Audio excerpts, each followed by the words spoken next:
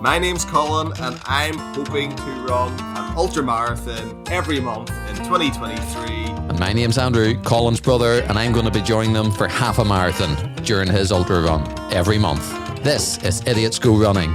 And this is episode 14, our first ultra marathon. Well, Andrew, how are you today? I am the very best, Colin. That's very strange. Normally I start the podcast with that question. So you threw me when you started asking me the question. I am the very best. I thought just carry on from the introduction, I suppose. So it's Wednesday, the 20th of September 2023. 4 days ago, we went on our first ultra marathon race. And Colin, before we get to that, tell us about your training since the last time we spoke, the last 2 weeks before the race. What did you do? I actually had to get tips from you, Andrew, because this is a part of my training which I don't like and I find really, really hard. And you probably find it hard to believe. It's taper time and rest time, Andrew. I can understand that. I'm all over the rest, Colin. I'm all over taking it easy and going on the wind down. Oh yeah, like literally, I think I rang you up after and I said, Andrew, this hardcore resting, how do you do your rest? And you were able to actually give me tips on the rest days and what you do on the rest days. And actually, perfect tips, Andrew. I believe you said to me, you do nothing. You just do nothing. You just do nothing. And if you listen to the last podcast, you know lately I have been doing nothing, certainly when it comes to running. And for me, the last 2 weeks, Colin, because as you may remember, I hurt my knee in July and I was pretty scared. I was pretty scared the last 2 weeks to do anything. So you know what I did? What did you do, Andrew? Absolutely nothing. Absolutely nothing. My physio friend said you could still go for a wee run. I didn't. He said you could do strength exercises. I didn't. And he goes, certainly do stretching. And I didn't even do stretching. And I know that sounds ridiculous, but it's the absolute truth. I was so scared. Colin, even sometimes when I was just walking down the street or walking down the stairs, I thought, is my knee sore? Am I doing too much just walking about the house? It was in my head. It was in my head. I wanted to get to that start line on Saturday the 16th.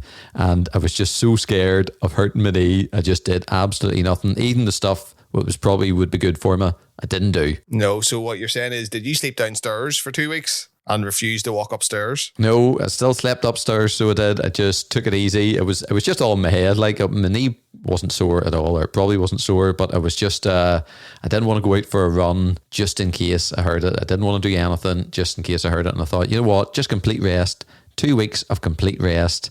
And then we'll turn up on the start line and we'll see how we get on. That was your plan, I think, from the very beginning, Andrew. It's been my plan for a while, Colin, a lot lie. It's been my plan for a while.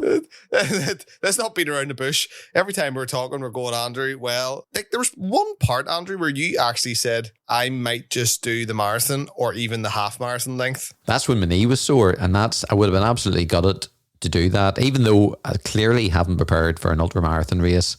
But I had prepared. Yeah. I did think maybe I could do at least a half, at least a full marathon, possibly. But my heart was set. Not that it was a goal or intention at any stage of my life to do an ultra marathon, but seeing I knew you were going to do it, and I thought, am I ever going to be this fit? Am I going to do as much running next year as this year, or the year after? And I thought, if there's ever a time I'm going to try to do an ultra marathon race, this is the time. This is the time. You are at your peak, is what you're saying? Don't know about that, but I thought I'd go for it. And the day before, Colin, the 15th, Friday the 15th of September, you know what I was doing? What? I was getting in the zone. I was listening to music, and in my head, Colin, I was going, I am doing this ultra marathon. Because the little research I did on ultra marathons, they said fitness is one part of it, but it's your mind. It's the mental strength you need. It's a lot about the mental strength. And I thought, you know what? I think I have some mental strength. So I'm going to do this race. And it was in my mind to do this race. And then our old friend, David Goggins, I started to listen to a few of his YouTube videos and motivational things. And we'll get round to that later about the boats. That's coming. Well, we'll just talk about it now, I suppose, Colin, will we? Well, I suppose, Andrew, can you do me a favour? Can you flip back into these podcasts and play one wee clip for me? What clip's that? What clip's that? It's the clip where you say, this year I'll do halves, but I'll not be running a marathon this year. I think you need to play that clip back right now. I will look for that clip, and if I can find that clip, I'll play it now. So you're going to be running an ultra marathon every Saturday. The last Saturday of every month in this year, you're running an ultra marathon, and I'm going to join you for the last maybe at least 15 miles or at least a half marathon. Yeah, minimum half marathon. You're not allowed to reduce it anymore, because reducing it anymore will probably make it too easy for you and you'll be able to complete it. This way, you can build up to a full marathon before the end of the year's done. Colin would like me to do a marathon before the year's out. I've no real intention to run a marathon, but you never know. By the year's out, I may decide to do one, not an official one, just one of these idiots go running days out. So it turns out I did find that clip, Colin. Of course you did. Because all you have to do is go into our podcast and go back to the start. I think it was the very start of the year. We're going, a marathon doesn't interest me. A marathon this, marathon that. And, well, you've just signed yourself up. You did sign yourself up for an ultra, which is 40 miles, which is nearly twice the distance. You're mental. And yes, you are. There's mental strength and there's mental. Well, marathon still doesn't interest me, and the ultra didn't really interest me. But here we are. We did it. But we got a surprise. We got a surprise message, Colin, on the Friday, as you well know. We did. A very, very surprising message. You will listen back to this and cringe. David Goggins, at the odd time we refer to, he sent us a message, a private message to give us encouragement. Colin, I'm going to play that message now. This is a message for Colin and Andrew. I believe you're going to do an ultra marathon tomorrow at the north coast of Ireland. So, get up in the morning and start running. Somebody once told me to run an ultra marathon, you need fuel. So, I said to them, do you remember Fred Flintstone? He had no fuel. Knew what fuel he had? He had his feet. That's how he got from A to B in his car. He had no fuel. He had his feet. And that's what you're going to need tomorrow. You're going to need your feet. You're going to need to be like Fred. Remember Fred tomorrow. You just go and you run. And if you can't run, you run. And if you can't run, you run. And also, Fred Flintstone, what was his catchphrase? Yabba dabba do. It wasn't yabba yabba don't. It was yabba dabba do. Yabba dabba do. Stay hard. So, Colin, I got that message from David Goggins, the man himself, and I was so excited. I sent it straight to you. What did you think upon listening to that message from David Goggins? I thought, honestly, Andrew, David Goggins should go into preaching in a church, because that was very, testify, brother, testify. That's what it sounded like to me.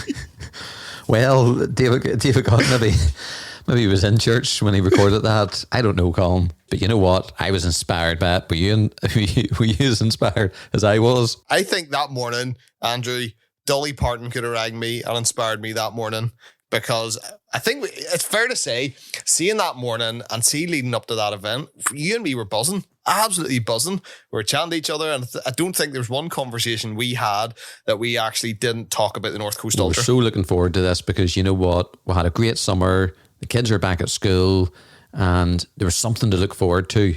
There was something just a few weeks after school starting, after the summer had ended and normality's back here. There was something to look forward to, and we were buzzing. Absolutely buzzing. And Colin, you were due to pick me up at 5 p.m. on the Friday night. What happened? Yes. I forgot about this, Andrew. So I got home, everything sorted, had everything sitting there ready to go. And that day I realised that I hadn't washed my running bag. And I thought, flip, that running bag stinks. Could you imagine? I can't stick that smell for 40 miles, never mind 4 miles. So I put it in the wash, quick wee wash, and threw it in the tumble. Actually, I ended up throwing it in the tumble dryer. And then I left it, and I got all my stuff packed. We all know where this story's going.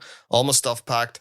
Driving down the motorway to get you, had to drive through. Sitting in traffic was horrendous. That's rush hour traffic the time you left that, yeah. Got onto the motorway, and my wife rang me to say, Colin, you left underneath the stairs in a bit of a mess, which is where our washing machine sits, because I had literally pulled everything out of the washing machine to wash my bag, and then it hit me. Yes, I did leave it under a mess, and I never went back in. My bag was still resting nice and warm and cozy in the tumble dryer, Andrew, and I was near just going, screw this, I can do it without it. You actually phoned me, and I was like, no, you can't do without your bag. Certainly when you're doing an ultra marathon, you need your bag for your supplies. You just can't run without a bag. So you had to turn back and get it. I did turn back, which then put us back even. I think that set us back by maybe just over an hour, Andrew, didn't it? It did, because on Friday night we're very fortunate that our mum and dad have a caravan up. It's about 2-3 mile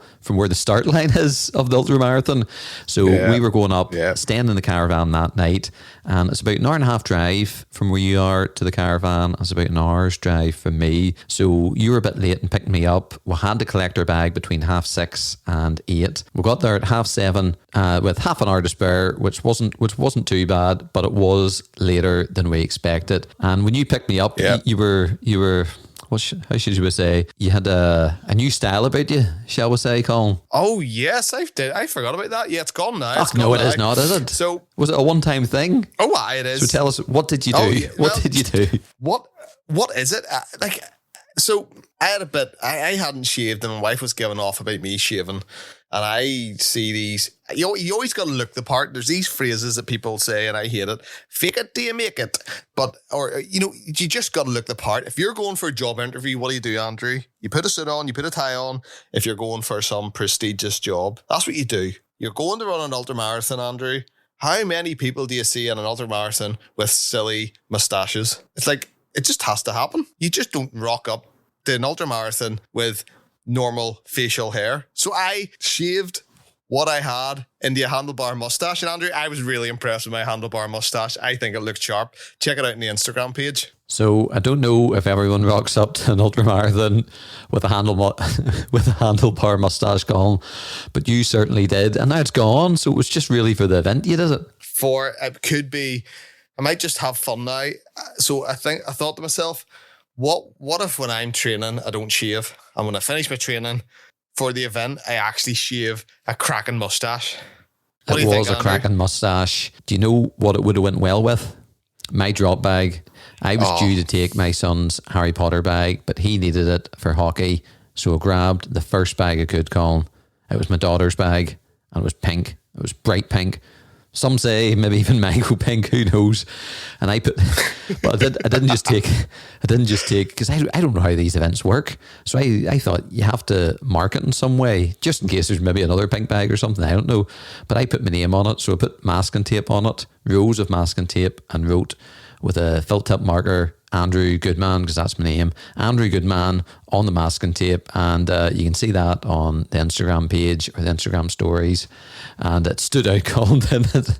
It did stand out. It was a nice pink bag. It wasn't very big. See, I went for the route of a cool bag, because I thought at least it's got that bit of insulation that'll keep your food at room temperature, or if it's cold, or depending on the day, or depending on the weather. So I went for a cool bag, Andrew, which I thought was a good idea. You just went for a child's pink bag with pan au chocolats, bagel, baby food, and of course, jelly. By the way, pan au chocolats you left in the back of my car because you didn't bring them all with you. And I've literally just emptied my car and was cleaning my car, and I came across pan au chocolats underneath the passenger seat. Yes, Andrew. I think I took 2 with me, and that was a pack of 6 or something like that. So feel free to dig into that, Colin, if you wish. Oh, no, it's in the bin. Well, that's probably best. We got to the caravan. We didn't muck about too much. We got settled. We got our bags packed, everything ready, clothes left out, and then we went to sleep. And how did you sleep, Colin? Well, can I reverse, Andrew? Can I back that behind up? Because you are missing part of this story. Right, what's that now? You get your bags. We left our bags off. We got our number. We literally got an envelope with our number in it. And I have loads of drawing pins in the house, and I thought I need to bring some with me just in the off chance. And I thought, do you know what? They always give you drawing pins. Safety pins. Safety pins, that's what it is. They always give you safety pins to put your number on with. And we opened the envelope, we got in the car, we looked at each other and was like, no safety pins. How do we put these on our chest? No safety pins. No safety pins. So I had to go to Asda. And we'll give Asda a plug because that's where they hooked us up with Before safety that, pins. we went to Garage, went to another shop, remember? And they had none. And then we had to go out our way to Asda. Asda is a supermarket here in Northern Ireland and across the UK. And America. Is it not in America? It's part of the Well, Walmart group. I was about to say, yeah, I don't know if in America they have Asda, but it is owned by Walmart, which of course is over there. So yeah, maybe there is a Colin. You could be right. Oh, maybe I'm wrong. Anyway, Asda. We went to Asda and we got our safety pins and came back and got a bite to eat.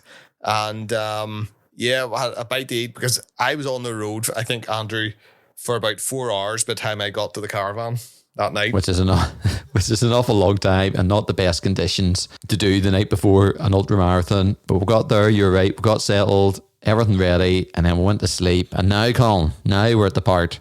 How did you sleep? I slept like a baby. Well, do you know what? I kept on getting woken up by some idiot walking about the caravan. Well, I tell you why. That's because it took me a while to get over. Well, I was mucking about. I was taping up my knee and all that business. Should maybe say about the knee, should I? What about the knee, Andrew? So the sore knee, I taped up and that was grand. And then you can ask me. My toenail just came off, Andrew. Your toenail? Just there now on the podcast? My toenail just came off. Yeah, so it catches in everything. It's been catching in the socks, and it literally was just hanging off. And I thought, that is quite loose. And I touched it there, and it actually came off. I have to ask. And I was telling you, what toenail was it? Is there a name for toes? The one beside the big toe? On the one beside the big toe, yes. I think everyone's now got a visual representation of what toenail you're talking about. This is live breaking news, folks, on the podcast. Where else would you get it? I see, I'm not only people, Andrew. You get the people who finish these marathons and they upload pictures of their feet, and their feet are usually a mess. But you know what? We'll come back to my feet on this. But Andrew, let's get back to, it's in the middle of the night. We're in the caravan. I'm sleeping like a baby, and there's some flipping oaf walking about. What happened was I get cold in the middle of the night, so I got up and I thought I'd turn the caravan heating on, and the heating came on for like 2 seconds, and then it came up an error message, and I couldn't get the heating working. Came up the error message, tried mucking about, tried everything, wouldn't work. This is 2:45 in the morning, so I get an extra blanket, I put it around me. I didn't have a sleeping bag, I didn't bring a sleeping bag, I just thought, well, I didn't really think, to be honest. I just brought a pillow and I thought I'd put a blanket over me, ended up putting 2 over me. Colin, that was me. Didn't get back to sleep. Ultra marathon up at 2:45, not the best preparation. And then you got up at you got up at 5:30, was it? I got up, I think it was 5:30. It was 5:30 because the race started at 7. We wanted to leave the caravan at 6:30, and we wanted to have an hour to get ready and get breakfast and all that business. Yeah. So I'd got up at 5:30 and I was thinking, I feel good. I feel rested. Everything's going to plan. Get to bed early. Yeah, I had a wee bit of a sleep this night with Andrew fiddling with that stupid heating. But I got up at 5:30 thinking, do you know what? Everything's going to plan apart from that drive. And you had told me, what was your night like, It was Andrew? awful. Didn't sleep. It was cold. Didn't have a good night's sleep. Colin, you done a vlog. You can see all these vlogs on our Idiots Go Running YouTube and Instagram channel. Colin, I didn't even know. I think I was sleep deprived. I didn't even know what month it was. I was all over the place, and it was at this stage then you seen my knee and the tape that I had put on my knee and describe it. So I went to bed. We hear this. I went to bed, and funny that did, because if anybody doesn't know, and my wife will testify, Colin. My wife will testify to this, that I actually probably only take, and I'm not even lying, about 10 to 15 seconds to sleep. Andrew, would you agree? Yes, I think you were out for the count in seconds. In seconds. So I go to bed, and I think before I closed my eyes, I heard, the tape going, the tape like being ripped. And I thought I was going to bed going, oh, he's taping up his leg. And I woke up to what only can be described as Andrew with a mummified leg. Because he had used, before we left, I showed Andrew a video, right? I showed Andrew training plans. I showed Andrew diet plans. I showed Andrew what he should be doing, his strengthening, his exercising, his training. I was trying to keep Andrew, and everything I showed Andrew, he just flipping ignored. So by the end of the training, I literally just stopped telling him stuff. And then I'd give him tape, and I showed him a video, nice blue and I followed the video to a point, and then I thought, you know what? I think I need a bit. I need a bit more tape, Colin. I need a bit more tape, so we'll put another row or 2 of tape on it. And I said, Andrew, how's that comfortable? Your leg was just looked like a mummified leg. Like, all you needed was a stripe and an X. That's all the YouTube video said. Andrew had a stripe and an X and a wee bit more, and then a wee bit more. And then I did the other side too. This wee bit, I taped up the other side. Do the inside of the leg as well. Well, I was really concerned my leg would hurt. And it's funny you should say all these things, because the last 2 weeks, my attitude was, you know what? Whatever I do now is probably not going to make a difference, so I'm not going to do anything. And I watched the video the day before of running, something like a ultra marathon tips for the day or the race day or something like that. Colin, kid you not, every single tip this guy said, I had done the complete opposite. He said, your clothes on the ultra marathon race day, wear your race clothes. By now, it should be like a second skin to you. I had new socks. I had shorts. Colin, I lost my shorts. Right? I forgot about this. He was here running an ultra marathon in swimming shorts. He says, I'm going to just wear the swimming shorts. I was like, you're having a laugh. So he ordered the cheapest pair he could find online, and he wonders why they're itchy. I'll tell you what happened. I would be quite minimalistic. I only own one pair of shorts, and I've lost them. So with like 3 days ago, stupid, Amazon Prime, pair of running shorts came, happy days, put them on, itchy as anything, and I really wasn't happy with them. But what else could I do? My alternative was to wear my swimmers. They were like swimming surf shorts, Hawaiian style, green. Look pretty cool, like, but probably not ideal.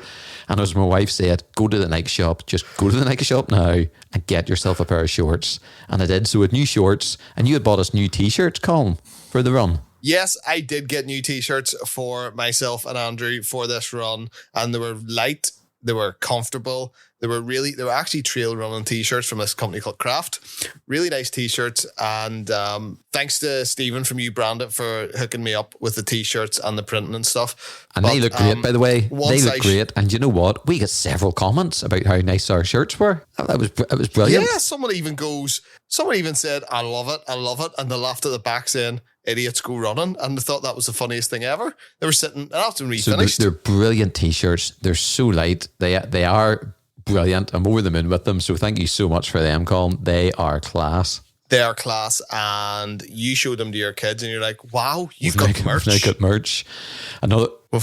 Another thing this video said: if you tape up your leg, tape it up the same way you always do it. I've never had tape in my leg before. I put deep heat on it. Do you remember deep heat, Colin?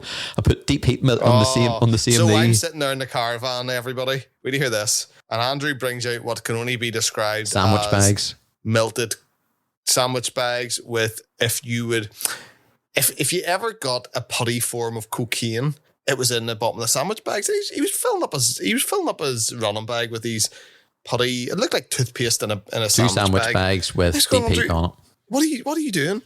And you looked at me and you said, well, this is deep heat. So when I'm out in my run, I can just unravel the sandwich bags and rub it on my leg. And I can use the bag. You see, this is the genius better. So I think I can use the bag as a glove, and that means the deep heat won't get in my hands, because it said on the side of the box, do not rub your eyes with deep heat or something like that. And when I was out running, I thought, well, it's true. I thought to myself, well, I might be sweaty and all, and I don't want to do deep heat in my knee if it's really sore. And then accidentally, I've got my hands full of deep heat, and I accidentally rub my eye and I go blind or something. So I thought, I'll put deep heat in sandwich bags, and if I ever need them, I can use them, and it'll be like a glove. Andrew, them instructions. See the instructions you see. You get your coffee cup from McDonald's, and it says, contains hot liquid, and you wonder why people put contains hot liquid on it. It's for people like you, people who buy coffee and you go, wow, I didn't realize there was going to be hot liquid in this cup. I'm glad it's warned me. You know, it's like someone going deep heat. Do not brush your teeth with deep heat. Yeah, you don't need to write it on deep heat. You found this hilarious. You phoned our big brother. Guess what Andrew's done? But like, deep heat comes in a tube, and you could squeeze a tube, put it in your leg, rub your leg, and it's not that big a deal, Andrew. I'm saving. To wipe your hands on your shorts. Not only that, I'm saving space, Colin. I didn't need to bring the tube with me. Oh, there was a tube with you. Andrew, I opened your bag. So we were running, and Andrew says, could you get whatever it was, a Cliff Bar or something out of it, or the baby food out of it? And I opened your bag, and I put my hand in, and I put my hand back out, and all I could smell in my hand was flipping deep heat, and there was tablets and all. There was taking Nurofen tablets and all. I was really making sure my knee wasn't going to hurt. You were just trying to run away from pain. But anyway, this was Andrew's prep. He was just literally. Yeah, I just freestyled it, Colin. I did my own thing, but it was okay. We got into the car. In fairness, you're right. All you smelled in the car was deep heat. You had to put the window down, and we got to the start line. I was like, because you'd covered yourself in deep heat. That's the other thing I didn't mention. It was a sandwich bag of deep heat, but he had squeezed out like nearly 2/3 of a container. It was a lot of deep heat. In fairness, it was a lot of deep heat. He was bringing nearly a full thing of deep heat in sandwich bags with him. Like, you just use a pea size. I don't know. I've never used deep heat before. I've never really needed it. But it was there if I needed it. But you had the windows down. But we got there, Colin. We got to the start line with about 15 minutes to go, and the weather, Colin. Tell me about the weather here in Northern Ireland on the North Coast on the 16th of September. It was a scorcher, Andrew. No, it was not. It was not a scorcher. The Saturday, was it not? The Saturday before was a scorcher. It was absolutely perfect running conditions. Perfect running conditions. I was about to say that. You would or wouldn't? No, I was about to say that. Yes, and we're not joking when we say that. It was perfect. No, we're not joking. It was slightly overcast, a little bit of sun. Overcast. It wasn't going to rain all day, and it didn't rain. Oh, rained once. Well, there was one summer shower that lasted for about 44 seconds, and apart from that, it didn't rain at all, and it was nice getting cooled us down. It was 12 to 15 degrees, and Colin, beforehand, I looked up what this would be in Fahrenheit. I'm not even going to let you guess because I don't know what you're going to come up with. It's 50. 55. Very good, close. 56. That's what you guessed last time. You just guessed 55. 56 to 59 Fahrenheit, and it was just perfect running conditions. The scenery was amazing. And how many competitors would you say was there at 7 o'clock once the whistle went? Well, I'm guessing, Andrew, because I think about 70 completed it. I would say about 70 to 80. I think only 60 or 61 completed it. And yeah. Did they? Then 60 or 70. And I think you're right. I think maybe 70, maybe 80 started it. And it was really nice. There was real buzz, as I say. It was just such a nice morning. 7 a.m. We got a talk of kind of the lay of the land for the day. We had to start and run the beach, and you actually start the wrong side of the start line. There's this line. I did. Did you not see the map beforehand? Like I've been studying this map, Colin has studied it, and you start by running the beach, and everyone's standing on one side of the line. What's El Handlebars do? He stands on the other side. He stands on the other side of the line with the instructor who's giving out the instructions. The guy like, Colin, we're running that way. Get over here. You had to scamper to the right side of the line. I seen the guy draw the line, and I thought, yeah, we're clearly not running up the beach first. We'll go straight to the steps. So I was standing, and I was looking at everyone going, why is everyone not lining up? Like, everyone's just standing on the other side of the line. No one's listening to this guy. I was standing beside the guy. Me and him looked like we were best mates. And he kind of looked at me, and I thought, yeah, I don't know where they are. And then he goes, on the other side of the line. I thought, oh, that now makes sense. And everybody just thought it was stupid. But see, before that, I didn't, you and me didn't. You can catch this video on our Instagram page and watch it. I have never had the start of a race, and I don't think we ever will again, Andrew, where the ultra marathoners, we don't just race, us ultra runners, we push a sauna off the beach, Andrew. So about 7:10, a sauna, like a mobile sauna, came onto the beach, and I got stuck, and the guy came out, we need help, come over here. And nearly everyone, or half the crowd, went over to push this sauna out of the sand. There was one chap walked past us, Andrew, right? Right? And he walked past us. He was like, guys, can you give me a hand? I'm stuck in the sand. And so everyone started going over like a herd of cows to push this sauna out of the beach. And this guy and his mate was walking past us, Andrew, and I overheard him. I never told you this. And he was on his way over, and then he caught himself on. And I think he goes, well, I'll not use his exact words, but he goes, what are we doing? and he turned around and just turned the other way and walked away. He got himself on halfway over to push us on and going, and you can't even say what he said, but let's just say it's not radio quality language. I forgot about that. That was funny. You never know what's going to happen. Flipping made me laugh. But the bang went off, or the whistle went off, Colin, and the marathon started. We were first over the line, weren't we? We were leading first, yeah. For the first 12 centimetres. We were leading the North Coast Ultra Marathon, and it felt good for those 12 centimetres. A mile in, where were we, Colin? A mile into the race. I honestly thought we could hold on to the lead. Mile in, we were dead last. We were so far last. And we had a plan. Like super last. We had a plan to keep to 10.5 minutes, and everyone was darting, and we were just keeping to 10.5, and that put us dead last. We were so far last, Andrew. But if you were competing, I remember saying to you in the early days that I'd ran a part of the course twice.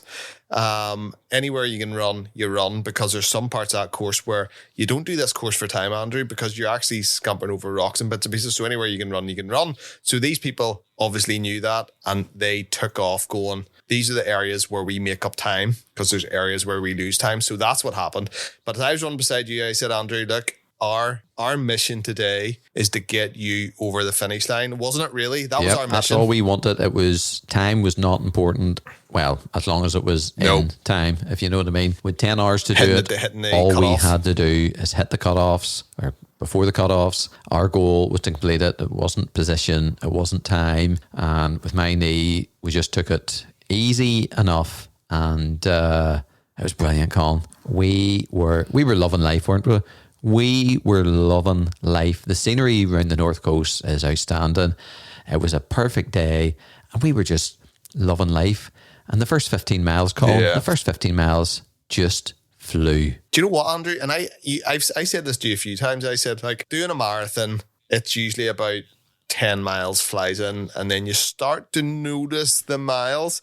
But see, when you start doing long distance, Andrew, it's a mindset. It's all just in your head. So your body prepares itself to do 40 miles, right? And 15 miles might as well be 2 miles. Honestly, you're 100% right, because that was my mindset. I kept saying to you, the half marathon is where the race starts, because, and in a way, that's where the half marathon stage is for us, is where the full marathon, because not only was there an ultra marathon, there was also a marathon happening, a half marathon, a 10K, a 5K, and maybe a walk or something too. So the half marathon point was the start for the full marathon. And I kept saying, this is just, for me, it starts at that stage. And that was me getting into the mindset. And it is so much about the mindset, isn't it? Yeah, it really, really is. It's just, I was happy enough. We stick to this pace, and we're ticking our boxes, and we're going along. And then before you know what, Andrew, you were sitting at 15 miles, 18 miles. It was crazy, and it was just. And then you always do. We're having a ball. We're having a ball. There was a few milestones. Mile 7, I said, Colin, I'm looking forward to getting past mile 7, because 2 months of the day, that's the point where we were hoping to run this route, or a fair chunk of it, and that's the point where I just stopped and couldn't go anymore because of my sore knee. And getting over that bit in my mind, that was a big moment. With parkour, do you remember running the beach? This was maybe about probably mile 9, mile 10. We did a bit of parkour, and then quite often, it was fun. It was super banter. You got that in video. And then there was something I kept shouting just at random points throughout the day, Colin. Do you remember? Yeah, so throughout the run, this happened quite a lot, where we looked like we were absolutely mental. I would say, honestly, we'd probably look like we're idiots. We were getting looks from people on the beach. At that parkour point, I think people were looking at us going, there's something wrong with them too. We were running past people, and you and me were having a bit of banter on the way over. Having the time of our lives. David Goggins always falls into our conversation, motivational chat. And if you've never seen it, there's a video of David Goggins lifting weights going, "You don't know me, son. You don't know me." And then he goes, "Who's going to carry the boats and the logs?" And it makes us laugh. There's been a lot of people ripping it off. And Andrew, I can honestly say, you mentioned in part of our run, we couldn't monetize any of this. And we, honestly, we would be in court with David Goggins, and I'd be happily be in court with David Goggins, because we used that slogan. I don't know how many times, Andrew. I don't know how many times. Like so often, because quite a bit of the time we're run beside each other, and quite a lot of the time then also. It's like contradicting myself, but it's kind of true. If we weren't running together side by side, you were always leading. You were kind of setting the pace. You were in front. Yeah. And every so often when you were in front of me, I would just go, who's going to carry the boats? It always seemed to be when you were in front of me. And you could have been like maybe a metre in front of me, or sometimes maybe 2 or 3. And I would just at random points, who's going to carry the boats? Could have been people about. And I just shouted that out. And it made me laugh. Yeah. And I don't know if it made you laugh. But do you know what? It was banter. It kept our spirits up. It kept the spirits up, all right. So it was just the run, Andrew. Honestly, that 40 miles. Well, we'll get to about the marathon stage. So first 15. No problem. No problem. We got to the first bouncing along. The half marathon stage. There was actually, that was the first food stop, and we stopped. Quickly went to the toilet. Quickly got some water, and on the food, it was very, very, very disappointed. They had fruitcake, Colin. Fruitcake. And I looked and I thought, the last thing I want is fruitcake. I'm in the middle of a run, and it nearly turned me, the very thought of fruitcake. And we only maybe stopped for 2 minutes, and then we went on our way. Andrew was expecting these aid stations to have different varieties. I think, Andrew, all it delivered was fruitcake and water. Fruitcake and water. Like, I thought soup. Somebody had told me soup. You get soup. I would have loved a wee cup of soup. Somebody told me coffee. I would have loved a coffee, a latte along the way. And I'm not joking. You know me, Colin. I'm not joking. But we did have drop bags. Our drop bags was around mile 22, I believe. 22, 23 maybe? 22, yes, it was 22. It was 22. And that was a bit of a goal to get to the drop bags, because we had food, obviously the pan au chocolates and the jelly and all that caper in our drop bags. And you know, up to 22 miles, it flew in. It was a great time, and we were in good spirits, and everything was grand, wasn't it? Oh, we were loving life. But once again, Andrew, before the race, which I told you, I said, sometimes you hit a point in race where everything just goes Pete Tom. Well, we were yet to get to that point, and quite frankly, I didn't know if we were going to get to that point, because my knee was feeling good. And if anything at this stage, my right knee was the sore one. My left knee was actually just a little sore. And we had got our drop bags, but Colin, we nearly ran on without the drop bags. Do you remember? Because there was some there's some gummies, and there's more fruitcake. There's more fruitcake, and then we were about to run on, and we seen the drop bags. And before I seen the drop bags, you see that fruitcake that I thought was turning me 10 mile earlier? I took a bit of a Colin, so I did, because I didn't realise the drop bags was there. And guess what? Loved it, Colin. Absolutely loved the fruitcake. You were ranting and raving about that cake. Is that the fruitcake? So the fruitcake was amazing. But before that, Andrew, I looked back. Before that, you said, we're grand at that point. You weren't grand. You were holding it in. You weren't telling me the truth, because I was running ahead of you, and I would glance back a few times, and it came to a hill that we were going down, or steps, or there was some amount of steps. There's some amount of steps. Tons of steps. Like yeah, tons of steps. I would honestly say the steps were the only. I'm going to throw this out there, Andrew. It was such an amazing day, but for that route, the negative thing was there was too many steps. But anyway, we'll leave that. Just on the steps, my Garmin app tells me I should be going up and down 10 flights of steps a day.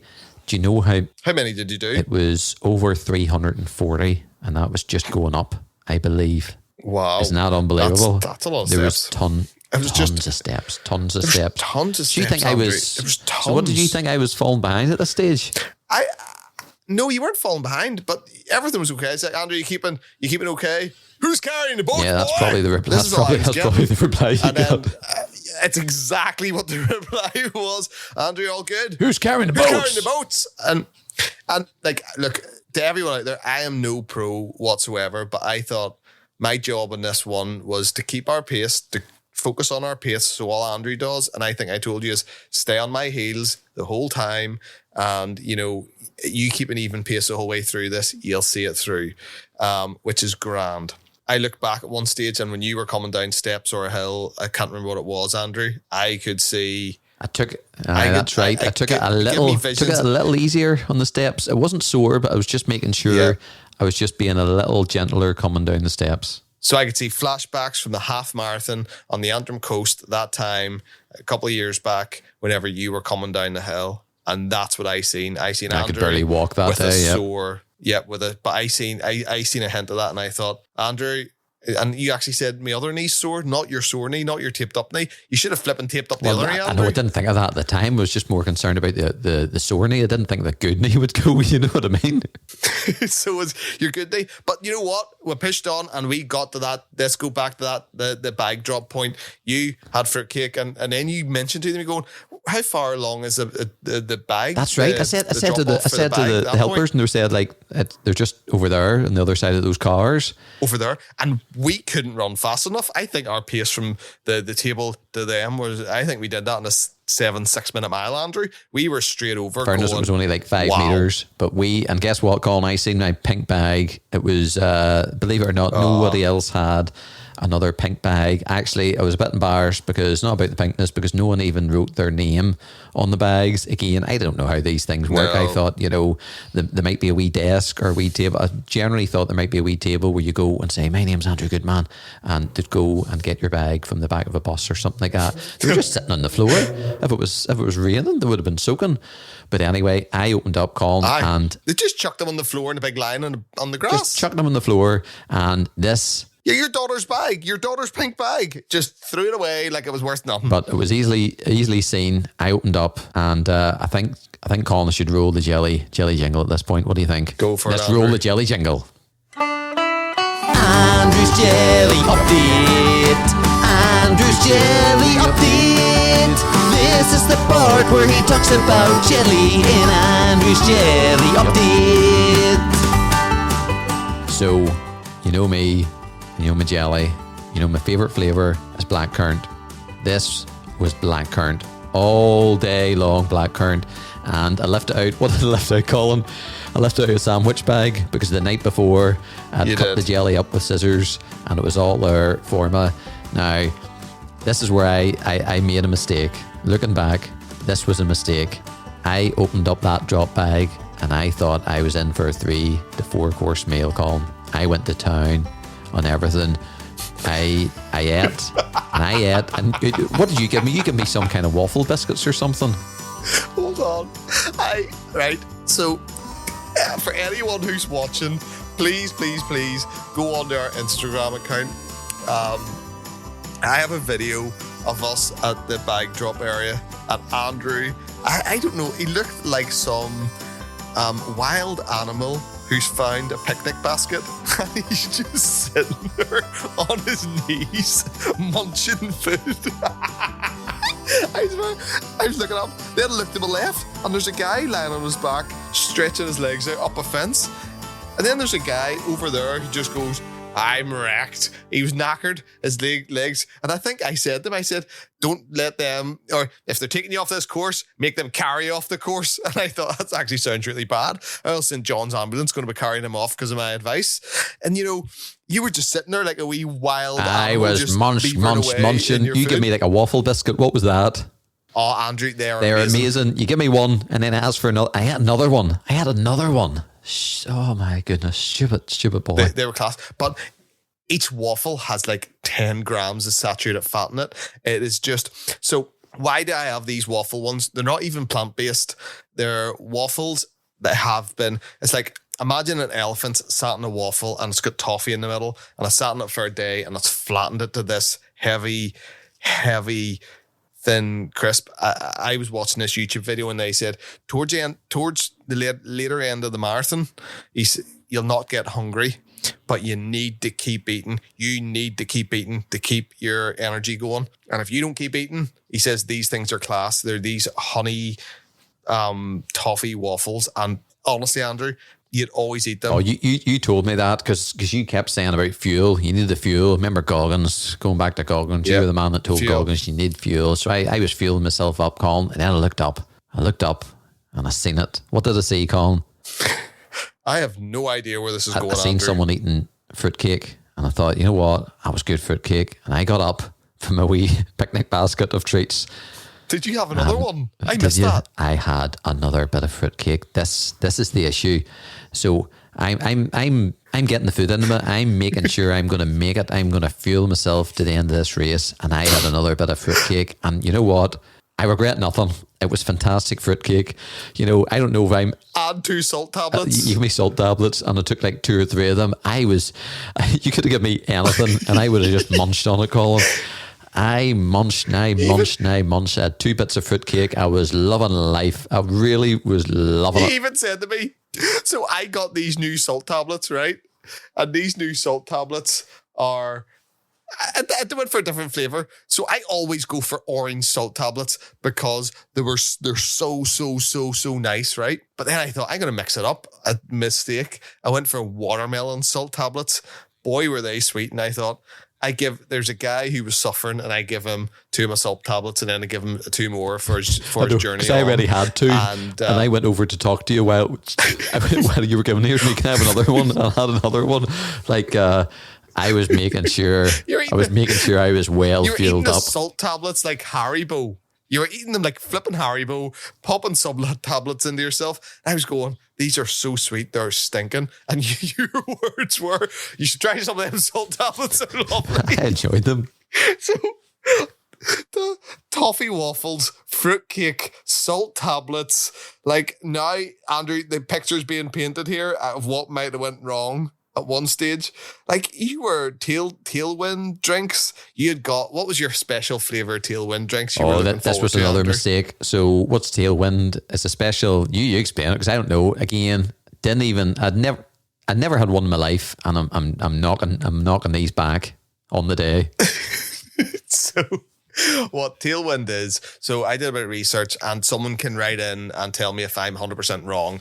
But so 40 to 60 grams of carbs an hour. I was using this 40-mile run to really work on my diet. It's something I struggle with when I'm running. So I was trying to get these into me. So tailwind is an electrolyte drink. Previous marathons, I have had cramps in my legs. So then these also include salts and they have carbs in them as well. So it's good for me because while I'm drinking this, I'm getting carbs and I'm getting the salt and I'm getting my electrolytes and I'm getting my liquid. Now I had a bottle of that and a bottle of water and I was mixing between the two. And every hour I was finishing a bottle of that and a bottle of water every hour. Wasn't I just on the money with all my carbs and bananas? You know, you had it down to a fine tea, and I was just like a bear that came across a picnic basket. Colin, another mistake I made. You were Yogi Bear. I didn't have water with me. I had water, but I was filling it up with that tailwind stuff, and I should have been drinking water and all this business, like people say. But I went for it, and it was all grandish, and we left maybe there about 5 minutes, maybe 6 minutes, 7 minutes, something like that. Yeah, and. Yeah, we ran, and it was probably mile 25 it was, so 3 miles after that, what happened? Something started. You stopped carrying the boots, Andrew. I was like, Andrew, you all right? I went quiet. Yeah. I went quiet, so I did. So for mile 1 to 25, I was shouting back at Andrew, you all Who's good? carrying the boats? Who's carrying the boats, boy? Yeah. Who's carrying the boats? I'm carrying the boats. So this is what we're getting from mile 1 to 25. Nothing. Nothing. And then 25 hit and I said, Andrew, how are you? Fine. I was like, okay. Pace was starting to slow. You stayed. I was like, Andrew, we run a wee bit? Aye. And I was like, anytime today.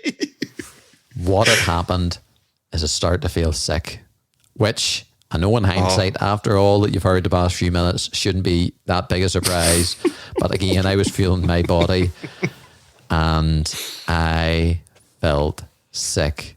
I felt sick and it got to the point where we had to start walking, Colin. We had to start walking and I felt sick. And you said, can we run? My words were, if I run, I will be sick. Or I will collapse at this stage.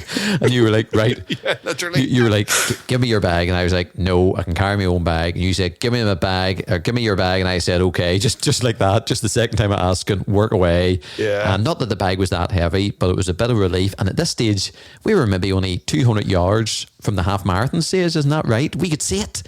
We could see it in the distance, and all I wanted to do was the full marathon. The full marathon stage. Yes, sorry. Yeah, from the turnaround point, really. From the turnaround point. So as soon as you hit that you've completed. That would be my first ever marathon distance. And then you turn and you do it all again. And I got to that stage, and I won't lie, Colin, the world didn't start spinning, but it kind of span 126th. It just started to spin, and I thought, I'm going to sit down, and the sit turned into a lie down. And for 4 seconds, I kid you not, for 4 seconds, I thought, I might be in diffs finishing this race. And it only lasted 4 seconds, and then I cut out of it, said, Andrew, get up. And I got up, and you were like, Andrew, you start walking. And I just started walking, and you were a bit concerned at that stage. And you see that I was maybe only lying for 30 seconds, but it was enough just to not make my head spin. Still felt sick, and I started walking. Yeah, so from my point of view, you'd gone quiet, and I had my eye on the time, and I thought, right, we do, with that 10-minute miles, we have clocked up enough time. We are doing okay, but now we were at a pace where... Well, it was walking pace. You couldn't really... So it wasn't... You couldn't really slow it down. We were starting to go the opposite side. We were losing the time we had in the bank, which I was starting to get a wee bit concerned about you, because you just weren't in great shape. And I kept on telling you... But I was in decent shape, apart from feeling completely sick, if you know what I mean. Like, I knew I could walk. Yeah. I knew I could walk, and I just hoped it would pass, and it would pass soon. And on that note, Colin, do you think, because I think I just ate too much, but you kind of think sometimes you get that stage where you feel sick when you're running. And again, like I've only ever ran, the furthest I ran was 21 miles, and that was in June. For 3 months, I had only ran like one half marathon distance. So like my preparation was horrendous in many ways for an ultra marathon. I think usually when you're running, Andrew, sometimes you hit a point, and it can be any time. It can be me, it can be you, it can be anyone. Like, you see them people on the elite runners, and they can barely make it over a line. Like, we've all seen I think it was the triathlon or the Ironman where the two brothers were running, and he actually had to pick his brother up and throw him over a line ahead of him, so he got the first. Yep, the Brownlee brothers, maybe, was that them from the UK? Yeah, yes, that was them. And he actually, Google that video, it's really interesting. His brother was falling to bits at the end, so he actually picked his brother up and threw him over the line. It was kind of cool. He's going to definitely be cut after that. Amazing. But it doesn't matter who you are. You get to the stage where your body just goes, I think your body just went into shock, and you weren't prepared enough, and you just filled yourself with loads of crap. I think it was a shock to the system, Andrew. Like, fair play to you. You've done a marathon, and you know you've still got more to go, but you flipping pushed through that. I had in mind, apart from those 4 seconds, and it was only 4 seconds where I thought I could be in diffs, and I snapped out of it. My mind the whole time was, I'm doing this, unless I get like a mad injury to my knee. And even then, I hoped I would push on. But you know what, Colin? It was darn good fruitcake. You have to remember, you didn't have any. Like, it was really nice, and I had to do it all again. I don't know, God, it was good fruitcake. It was good fruitcake. Would you still take the fruitcake? I don't know. I maybe cut down some of the other stuff. I should really only have took one bit of fruitcake, but as soon as I took one, I knew it was always going to go back for seconds. But we encountered another problem then, which was at the turning point. That was the start of the half marathon. So we were walking, and then all of a sudden it was like, and just runners after runners after runners after runners passed us, and they must have thought we were, I don't know what they thought, but tons of runners were running by us on the beach. And the point of this ultra marathon is mad, because you're running in beaches, you're going up mad amount of steps, down mad amount of steps, you're running around cliffs, over hills, and then rocks and trestles. But it's like massive rocks, and there's no way around them other than going over the rocks, and you can't run in these rocks. This is, you take a step, you look, you take another step to a bigger rock. You have to be very, very careful, and there is literally, and it is hundreds of people on these rocks. And once you get round the rocks, there's then, what do you call those wee fences when you're in the country to stop the sheep going? The kind of wee country fences. Like we style things. Like yeah, we styles, you have to go up over the fence, and there was starting to be queues. There was queues, and I was losing all to live. We're starting to get frustrated. You see, deep down, I was as happy as Larry. I was loving the queues going because it just meant I could just stand, and it was just. I know it wasn't good for time, but it just meant that I was just getting a bit of time just to stand or to walk and just to take it a little bit easier. And there's nothing you could do, even if it was the start of our ultra marathon. You can't get round that queue. There was one point you could. Remember, there was a fence or there was a gate, and you jumped the gate. Ready to run. You looked round at me, and I just said to you, "I'm waiting in the queue." I had no intention of jumping no gate. I was at that stage, and I was looking at my watch going, right, we've lost, like, this is what was going on in my head. I said, Andrew, our mission is to get you over that flipping finish line, right?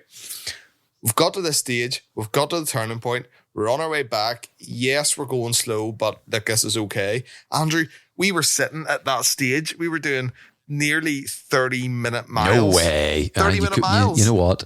We maybe were. You're standing in the queue. Well, that's true. Moving. That's true when you put it that way.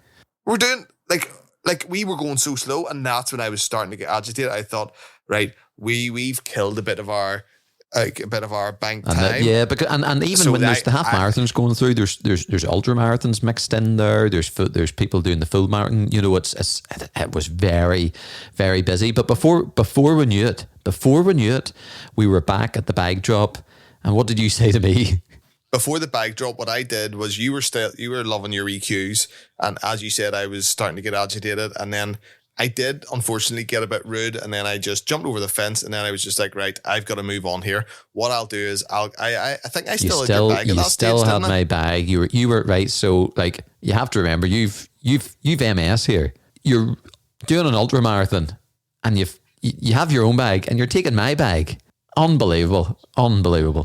I started taking over people, and I started running on, and I started squeezing past people. There was areas where you can't run, where I started running, and I was like, sorry, excuse me. And I was literally running a 45-degree bank, and I thought, I'll get down, get all our water filled up. Andrew's not drinking Tailwind anymore. I'll get all our waters filled up. I think I had 4 bottles of water. I get all our water filled up. Whoop. So all our water's done. Get food in the bag, get stuff for you. And I was able to get down to our bag drop off and wait for you coming. I think by the time I got down, you were coming out, and I was still getting all our bits and pieces together and making sure I had all the right stuff with me. The phone was being recharged because my phone battery had gone dead because I was playing music the whole time. And I said to you, Andrew, you keep on going. Don't stop for me. And I think you had a bottle of water in your hand. I had a bottle of water in my hand, and I think you said that because this was the bag drop place, and I didn't see that pink bag. I didn't even want to look at the pink bag, and I didn't go near the fruitcake. You just said, you walk on, and I was happy just to walk on. I took your water, and then I had to get your water refilled. There's a wee bit of queue starting at the water things. I had to get your water refilled, and you walked on, and I started chatting to one of the other ultramarathoners very briefly while I was just getting me. And I went to the toilet as well, Andrew. Got myself all sorted, so I'm ready to go again. I'm ready to run. And I thought, right, let's catch Andrew. Andrew, I took off, right? Prior to that, you had received a phone call from your wife that you actually couldn't talk to because you didn't couldn't even talk. I was just concentrating on walking. So she was saying, whereabouts are you? And I had to speak to Jenna to say, Jenna, I'm with Andrew. Everything's all good. He's just not feeling the best. So this is where we're going to be. And I started telling her where we're going to be. That's how bad you were. You couldn't actually, well, not how bad you were. It sounds terrible. You weren't feeling well. So you couldn't be bothered talking to anybody. You know that sick feeling you can't be bothered talking to people? That's where you were. Exactly where I was. So you rocked on up the road. And I thought, right, I'm going to catch him. And I started running. And not to big up myself, but I started overtaking all the other half marathoners and runners, and I kept on running and running and running. That's how fast just to explain how fast I was going. I wasn't going slow. I was taking over people like they were doing the walk. And I was going, where's Andrew? And I actually started to get worried because I had gone so far. I was going, where flip it? And then you're standing there having the time of your life with your wife and your kids, drinking, having a wee drink of water, and you're sitting there laughing and all this stuff. And I thought, you were faking it. Andrew's back, Andrew. Baby. What had happened? Andrew's back, what had happened? And I was like, what the flip? What had happened while you were doing all that stuff? I had started walking, and you know what? I probably hadn't walked that far after you, Colin. And then it just clicked. I was like, the sickness is gone, and Andrew's back. And I did a bit of a jog, and then that jog started turning into a run, and then that run turned back into a jog. I didn't want to wreck myself, you know what I mean? So and then I seen my wife and kids, and it was brilliant. I got a few photos, I got a few hugs, and it was brilliant. I was loving it. And then I was like, they were asking, where's Uncle Colin? I don't know, he should be right behind me. And we waited. And we waited. And we waited. It was like, I'm the one. I was starting to get a bit concerned here. What's taking this boy so long? You're sitting there just having the time of your life for your family. Meanwhile, I'm flipping doing all the monkey work. And you eventually came, and I said, give me that bag, because I'm back. And back I was, and away we went. Away we went, Colin. And you still didn't eat though, Andrew. You still weren't well, eating. I think I had enough. In fairness, Colin, I think I had enough fuel to keep me going the rest of the day. And the only thing I wanted was water. The only thing I took was water. But I was back. And at what stage was this? Would this have been? I don't know. This would have been. I think you must be talking 30 odd miles. Maybe about. Oh, I don't know. Something between. Maybe between 28 and 30, certainly something like that. 29, 30, maybe something like that. And off we went again, Colin. And off we went again. Who's carrying the boats, boy? Who's carrying the boats? Then, the carrying the boats. And that was you. That was you over the worst of it. Now, what was holding you back was that pain. I could tell you were in pain in your legs and your knees. That's the reason you were going slow. It wasn't because of the sickness or anything like that. It was literally just because you were in a lot of pain. My right knee, which was the sore knee, the hurt, it was actually not bad, but was my left knee actually starting to get sore. But just my legs, Colin, just my legs. See the upper, from the waist upwards, brilliant, loving life, no issue at all. You see, and I thought you might get rubbing or toenail stuff and all. I know you were talking about your toenails earlier. You know, I felt all great. It was just my legs. My legs were sore. And there was a point where we did have to just start walking for a wee while, isn't that right? Yeah, it was any downhill. What happens to you, I think, Andrew, is you hit the downhill parts and you start to, it's a downhill, just really just hurts your legs. You can run flat, you can run uphill, but then the downhill, start to go really slow. But you know what? I was sitting running ahead of you and I'd worked out in the time and I thought, if we do 20-minute miles, that brings us over a line in good time. And we were going faster. Like 20-minute miles is super slow. We were nowhere near 20-minute miles. We're going a good pace at this stage now. We have got this in the bag. We're home safe. And after that, Andrew, I think I was able to then relax. There was the point where you were feeling well that I was a bit worried that we'd done all this work and weren't going to complete it. And then there was the point where we were in the queues where I was going, we're not going to complete this because of stupid queues. And then when we got to that point, Andrew, I chilled out. So you after actually thought there was, because I said there was 4 seconds where I thought I could be in diffs, got over it, but there was points where you actually seriously thought we might not finish this. It was just at the stage where you were feeling sick, and I was kind of going, oh, we're now starting to chip off time, and we've still got a bit of a way to go. Like if your knee starts really giving you a lot of grief, then we're in a bit of trouble. But then see when we hit their queues, I thought, how long will these queues last for? And I didn't want an excuse of, oh, we're stuck in a queue, you know. So, but then see when I'd worked at a time, and you know, the queues had stopped, the race had opened up, there was space to run in, everything was all good, and I thought that's us. We are step by step by step by step, just reeling this finish line in. And that's what we did from then on in, Andrew, I believe. We did. You have to remember, with 10 hours, 10 hours was a long time. But yet, if you miss a cutoff, it doesn't matter. Or certainly if you miss the 10 hours, you have been absolutely gotten. I was still concerned, Colin, even when we were even a few miles out, if you go over on your ankle, you might not be able to make it to the finish. I know it's maybe only 3 to 1 miles, but if you go over on your ankle, to me, it wasn't done. It wasn't done until we crossed that line. And the last maybe 3 miles, we started to pick up the pace again, didn't we? I was like, who's carrying the boats, boy? And I just wanted to give it everything. And we could have walked on and we were making good time. And I always said, if I complete this marathon in 9 hours, 59 minutes, 59 seconds, I will be over the moon. Yeah. Didn't care for time as long as I do it. But the last 3 miles, we picked up the pace. I want to push it. I want to give it absolutely everything. And it felt long. It felt long, those last 3 miles. Because you could see, and then you could see it in the distance. You could see it and you were getting closer and closer because the way the coast goes, you're in and out a wee bit. And tell us about the last bit. The last bit was a hill, Colin. It was a hill to get to the finish line. It was a hill, but not the hills that we had come through and in that there North Coast marathon or steps. See, when you've ran 39 plus miles and you've only trained a handful of miles, it felt like a giant hill. I did. We're running up.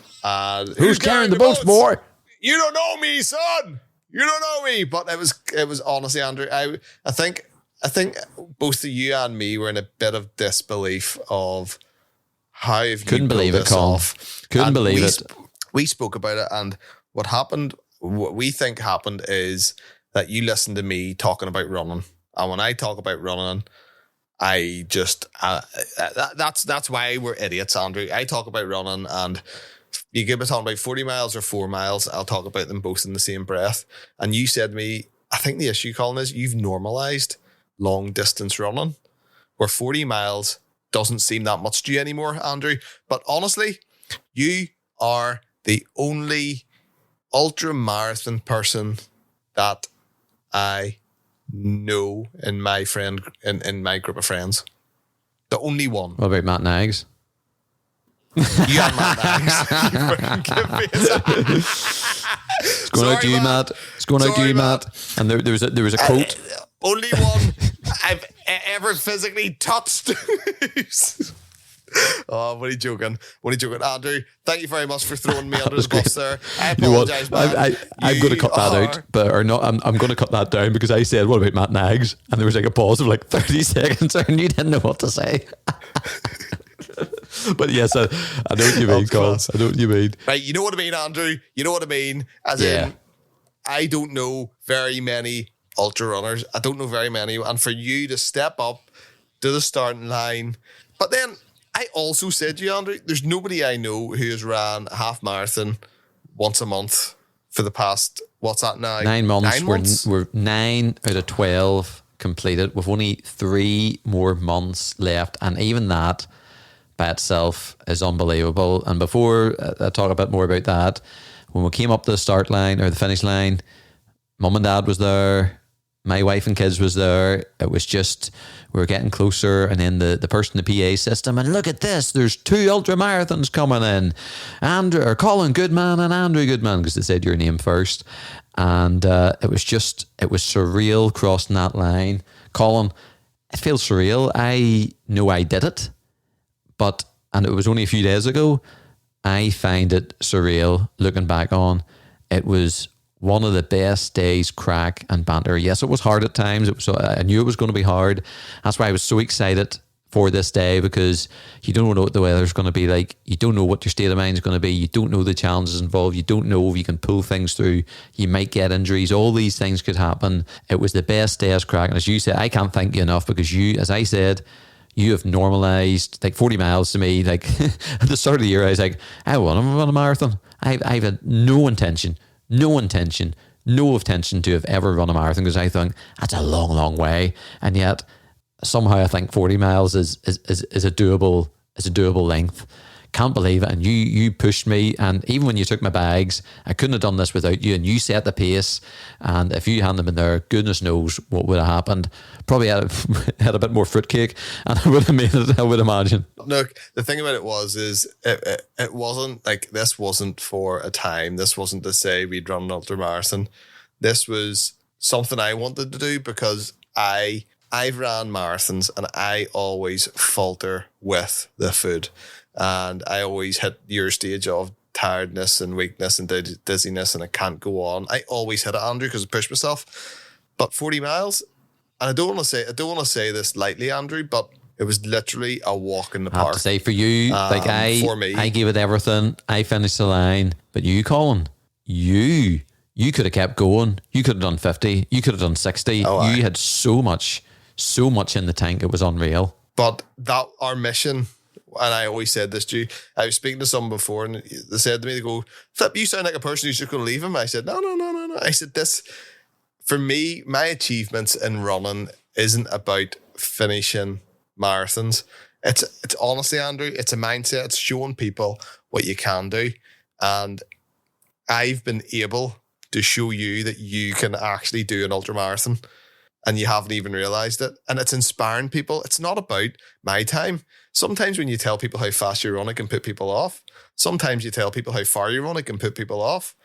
But it's the ones who go, someone commented, I only did 5K. Does my 5K count? I was kind of going, hold on a wee second. 5K is absolutely amazing from where that person's came from. Because one day, there was a while back, Andrew, where I could only do 5K. Start of the year, Colin, I was running 3 to 5 miles. That was my limit. I was running 3 to 5 miles. And I never once said it was bad. I said, fuck, Andrew, that's good going. You know, it's just getting up and I consider doing it. You a runner. I don't consider myself a runner, and that might sound ridiculous, but I don't. You have the running gene. You have it in you. It's not a running gene. It's pure flipping challenge, and it's what I love doing. It's what I love the challenge. I love the challenge. I just don't want to work for the challenge or not the work, just the training for it or whatever, you know. But you have. But we do joke. We do laugh. And I said this to you, Andrew. I said, look, you have worked for it. This year you have ran 9 half marathons, and that was your plan, to run 9 half marathons this year. People do 1 half marathon a year, possibly 2 half marathons a year, and they train for that 1 half marathon. Every month you were going out and you were doing your running. Like you do have the legs, and you have been doing the training throughout the year. It's been so long, it's become a lifestyle. So when it becomes a lifestyle, it doesn't feel like training, Andrew, anymore. And it's been a great challenge. There's more runs to come. But Colin, just reflect on the day. Yes. What a day. What a day. It was memories that will stay with me the rest of my life. It was just brilliant. Looking back on it seems surreal. It doesn't seem real. And it was just an absolute pleasure to run it with you. And thanks for getting me through it. Oh, you too. No, you too, Andrew. It was absolutely incredible. Ultra Andrew. It was absolutely amazing. I don't know what else to say about it. The weather was amazing. We got to actually, and these is similar to Miz and the Malin, where we having our family life, having our work, having our stuff outside of work. We don't spend loads of time together, Andrew. So for us to have the drive to the North Coast, to have the night before and listen, even though the heating didn't work and you being a muppet and taping up your leg, having breakfast in the morning, going out, standing on a beach, watching people move a sun off a beach, and then going on this journey, this adventure, this run. And we didn't know what to expect. We didn't know how good it was going to be. But Andrew, it was incredible. It was just something that you would want to relive time and time and time again. And I love the feeling afterwards, Andrew. I always get the sinking feeling in my stomach when I wake up the next day going, that's all over. That's all over. And I hate that feeling, but I also love that feeling because I know I've actually done something worthwhile. Well, you said about the next day. I couldn't walk the next day.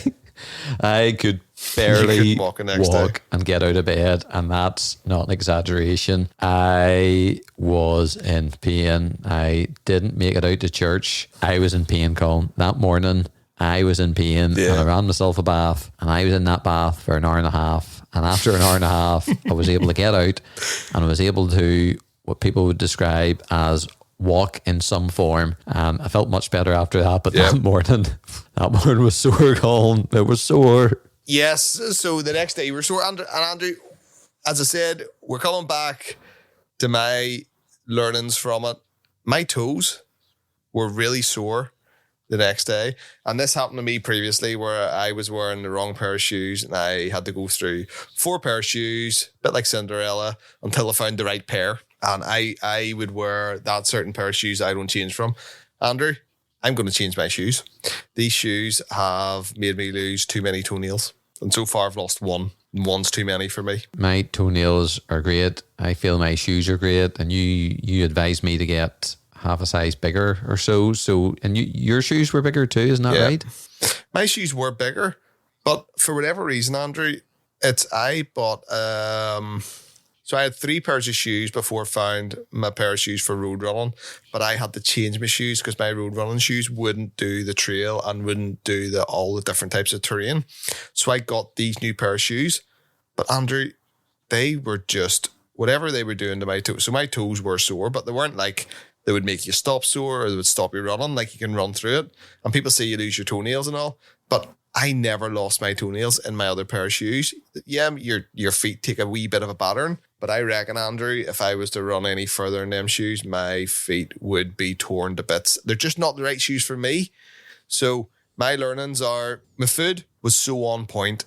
I didn't drop any energy, but I need to find the shoes. And the socks, Andrew, how good were the socks? Socks were amazing. The shorts were amazing. The tops was amazing.